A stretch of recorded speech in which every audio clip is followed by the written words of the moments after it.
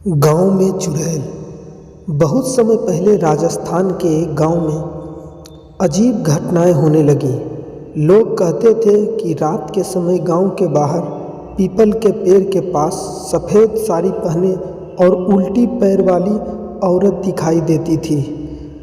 जिसने भी उसे देखा वह बुरी तरह बीमार पड़ गया या फिर कुछ ही दिनों में उसकी मौत हो गई। गांव के बुजुर्गों का मानना था कि वह एक चुड़ैल थी। गांव के लोग इतने डर गए थे कि सूरज ढलने के बाद कोई भी घर से बाहर नहीं निकलता था। लेकिन रवि नाम का एक निडर युवक था जिसने इस बातें पर यकीन नहीं थी। उसने तय किया कि वह इस रहस्य का पर्दा उठाएगा। चुड़ैल का सामना। एक रात रवि पीपल के पेड़ के ओर चल पड़ा। जैसे ही वह वहां पहुंचा, ठंडी हवा चलने लगी और अचानक चारों ओर अंधेरा छा गया। तभी उसे किसी औरत के रोने की आवाज़ सुनाई दी। वह धीरे धीरे आवाज़ की दिशा में बढ़ा। अचानक उसके सामने एक लंबी सफ़ेद साड़ी पहने औरत प्रकट हुई।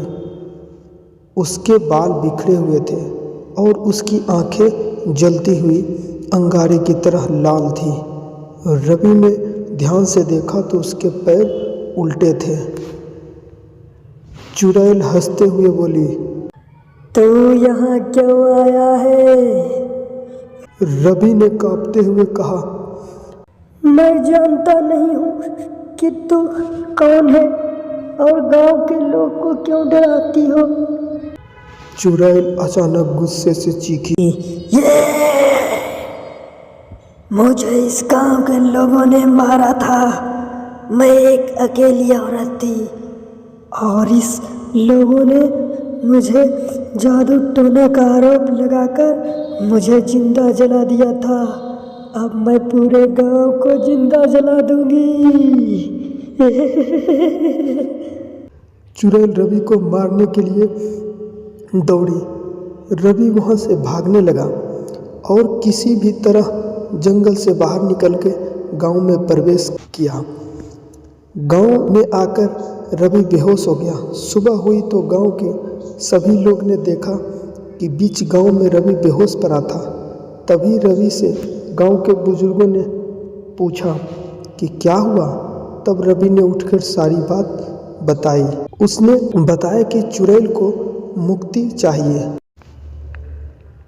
चुड़ैल की मुक्ति। रवि को समझ में आ गया कि आत्मा बदले की आग में जल रही है।